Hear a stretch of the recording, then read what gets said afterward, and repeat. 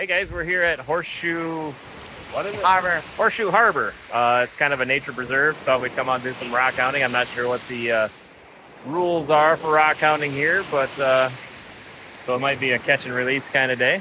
But at least we're having fun. I think we found a couple of Yooperlites. I know it's daylight, but well, we found two that at least glow. We got the UV light with us just to double check, and I haven't found any agates, but I'm not very good at spotting them. So.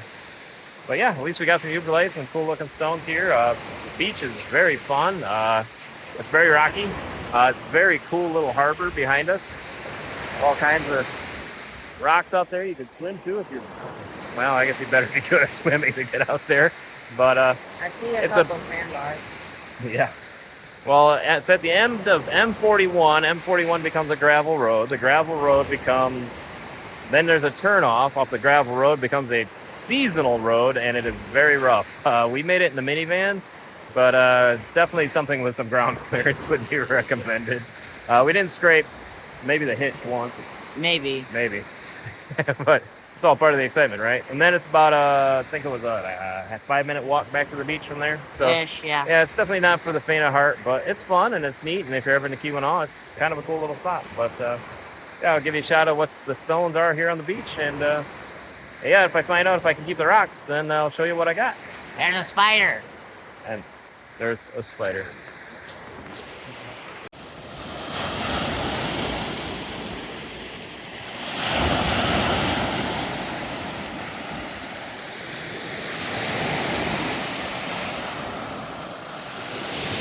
I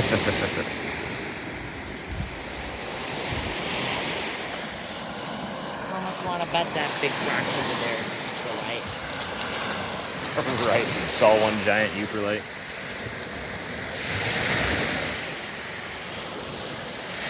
There's a lot of red in the rocks.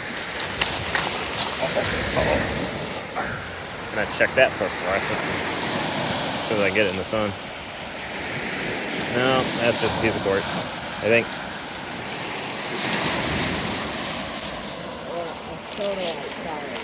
That's sodalite, right? All right, time to take a look at what I got here, what I picked up, and what I found. We tried to go for some Yooperlites out there, but I don't think we really found any. So first thing to do, though, is to cut the lights and see if I found any. We did a pretty good job of looking with the light when we picked things up, but that one's got some fluorescence in it. That's kind of cool. Oh, a little bit of sodalite in there. Yeah. I picked this one up. We didn't have the light, or I can't remember if we did or not, but yeah, I remember picking that one up and thinking it looked maybe. Oh yeah, got some sodalite inside there. What else? That might just be algae. Yeah, it's just guzzling rock. Oh, got some of the red in there. All of a sudden I can't remember what the red is, but not really noteworthy, is it? Pretty cool though. Kind of cool with how things change under UV. But okay, so just the one. It was Yooper. I don't know. It's got a lot of different minerals in there. That's really cool. All right, time to get the real lights back on. So yeah, I go for stuff like that. Usually, like I've said, that undercutting would say it's not a Yooperlite, but or it's indicate to me, but I'm not the world's expert on that. But something that was cool out there is we kept finding these porphyry. I love these things. I'm picking them up, and that one's got a inclusion of some sort. And yeah, I think we only found a couple of them, but still, yeah.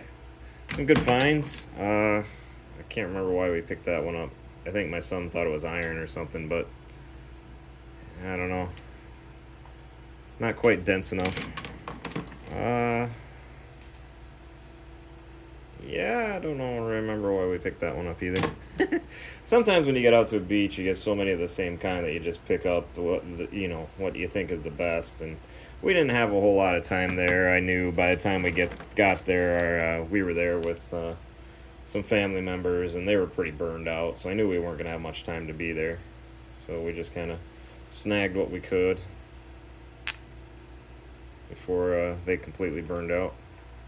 That one I probably picked up thinking it was an agate. It kind of has the pitting, but not. If it is, it's not that great of a one. Yeah, I picked this one up just because of all the different colors and everything else in it. I might tumble it, but it's probably going to be a waste of time to tumble that thing. It was just like most of these. I mean, those holes probably run all the way through them, and it's not worth the time. But, you know, otherwise, they still just look cool.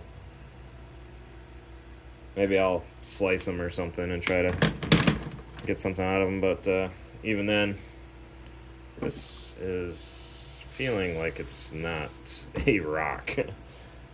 It's going to be a sandstone or cement or something along that line. But those holes, they run all the way through, and it makes it difficult to use for jewelry, that sort of thing. So, I don't know. Maybe I'll just put it on a shelf. Not a very good shelf storage guy, but yeah, we picked this one up because of the cool line in it. Not to say that it's the winner, but that one's got a cool breakage in there. Some different colors, and I don't know if that's quartz or chalcedony or what, filling in the vesicles. Probably a quartzite-ish type deal. A little bit of porphyry in that one. So, kind of fun. What else did we find that day? Oh. Yeah, a little more porphyry in there. That was a good beach for it. Like I said, there was plenty of it. We didn't get to stay very long, but I wonder where it picked that thing. I must not have cleaned my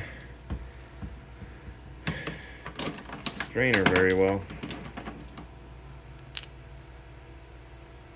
A little bit of epidote on the outside of that one. We weren't finding a whole lot of epidote, so when we ever did spot epidote, we just grabbed it. It's kind of cool. A little hole in there. Banding of some sort. Yeah, I don't know all my rocks, so the more I watch other people, you know, describe what rocks are, the less confidence I have in what I've got or what I'm calling it. But that looks like it's got a little epidote in it. Your typical granite. I would say that was a banded rhyolite. We're in Eagle River. We were picking up banded rhyolite left and right, and started to recognize it. And it was fun stuff to pick up. That one's going to be fun to tumble. That one could almost start in stage 2. Almost. I'll probably feed these all through the tumblers just to see what turns out, but I'm not in a rush to get to them.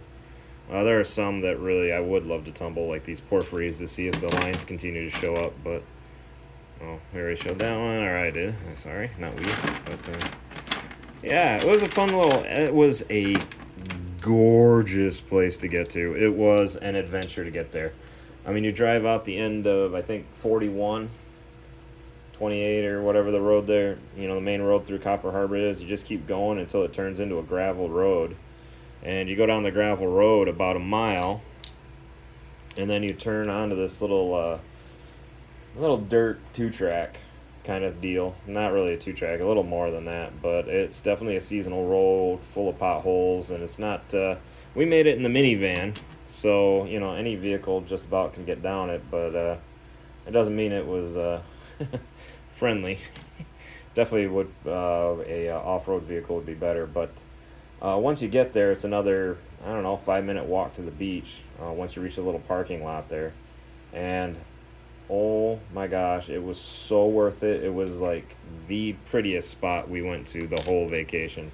Just the Horseshoe Bay, just the way it was shaped, and just the flat. The water was perfectly flat there, and there was a family there with littles, and they were having a good time there. And it was absolutely gorgeous, just picturesque, just everything you would expect from the lake shore in the UP, except for the choppy water, of course, because you're inside a bay. But But yeah, if you ever get a chance to get out to the tip of the Keweenaw, well, towards the tip of the Keweenaw, just past Upper Harbor, you don't want to get all the way out there and do all the major off-roading. Horseshoe Harbor is definitely worth the compromise and is worth the trip. It is so good. It is so pretty. A piece of quartz picked up. I thought maybe. Well, hold on, I'll get the lights off. I don't know if I saw that earlier.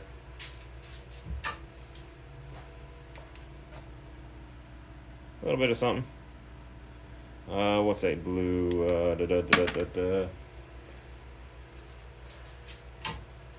According to the fluorescence chart I looked up, it's I believe it's just fluorite, but anyway, kind of cool. So yeah, if you ever get a chance to get out there, that is a really cool spot to be. Really cool.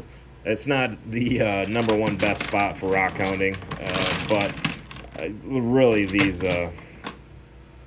porphyries, they were those were winners. I mean, when we found that one, it was just like, oh my goodness, that is a unique rock. So if you're looking for porphyries, it's a place to go. It's a great place to spend the day, hang out. It's kind of forested and really fun. And yeah, it's not out in the woods. It still gets a fair amount of traffic, so you can still get. You don't have to worry too much about wildlife out there if that's a concern for you. So yeah. Well, thank you for coming along on this adventure with us and seeing the results. And I will catch you in the next video. Bye.